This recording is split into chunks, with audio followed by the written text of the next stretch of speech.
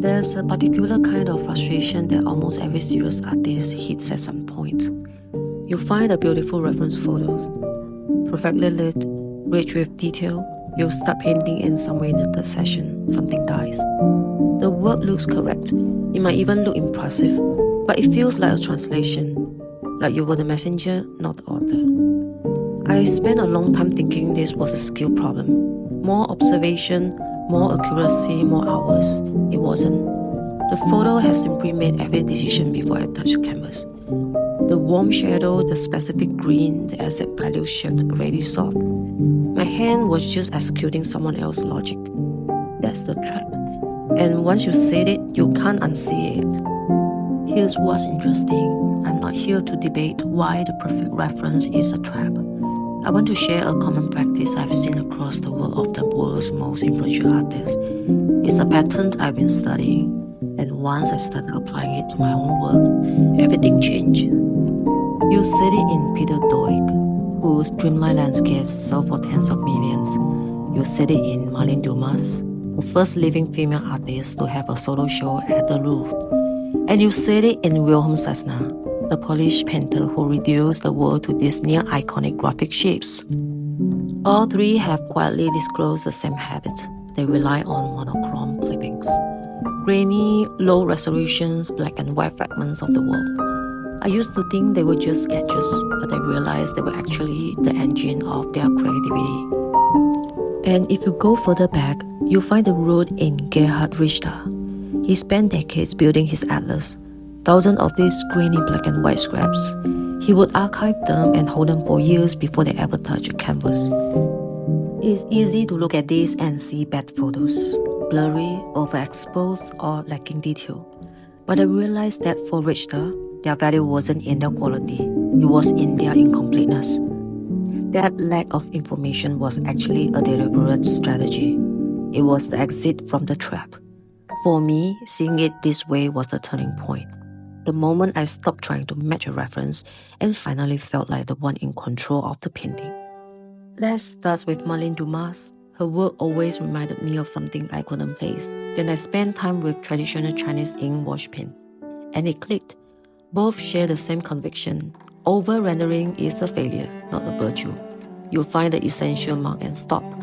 But Dumas goes deeper than reduction. She once said, I deal with second-hand images and first-hand experiences. The grainy clipping removes the cosmetic layer, the official version of a face. And into that empty space, she pours everything the photograph could never hold. Memory, grief, desire. She isn't copying a clipping, she's using it as a doorway. Wilhelm Sasnal takes a completely different road, but the logic runs surprisingly deep. He grew up in post-communist Poland, and many of his sources are church images, propaganda, historical atrocity, political memory. By reducing them to near icons, he does something quietly radical. He drains them of their official authority. The image that once told you exactly what to feel becomes a shape, a shadow, a beat. His reduction isn't about simplicity, it's about ownership, wrestling an image away from the institution that made it. And then there's Peter Doig. He layers sources, clippings, personal memories, fragments of his own history. The monochrome skeletons gives him structure. Everything else comes from somewhere the photograph could never reach. He once said he wanted his paintings to feel like an imaginary place, a place that's somehow a wilderness. The wilderness isn't in the clipping just opens the door to it. What makes Doig so useful to study is that he shows you the imaginary gap in color. You can almost see exactly where the photograph ended and where he began. Three artists, three answers. Dumas pours memories into the empty space. Sasnal strips images of institutional power. Doig builds a wilderness from fragments of his own history. All three starts from the same place, a monochrome clipping that refuses to do the thinking for them. That refusal is everything.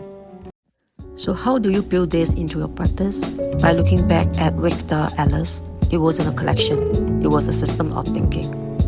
Richter didn't organize by subject. He once said he kept everything that felt somewhere between art and garbage. Things too unresolved to use, but too important to throw away. So stop organizing your references by subject. That's the reporter's archive. Instead, build your own taxonomy based on the logic an image carries, not what it depicts. What those folders look like is up to you. They are a map of how you think. The monochrome clipping isn't a shortcut. It's an invitation into the same tension Richter spent his life inside, the gap between what the camera sees and what the painter knows.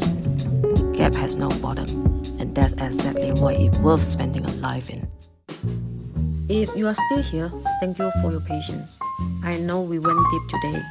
As a self-taught artist, I know how important collaboration and sharing are to the process. These breakthroughs are rarely found in isolation. They are found in the dialogues we have with the work and with each other. If this resonated with your own practice, give me a thumbs up and let me know your thoughts in the comments. I'd love to hear how you are bridging the gap in your own work. I will see you in the next one.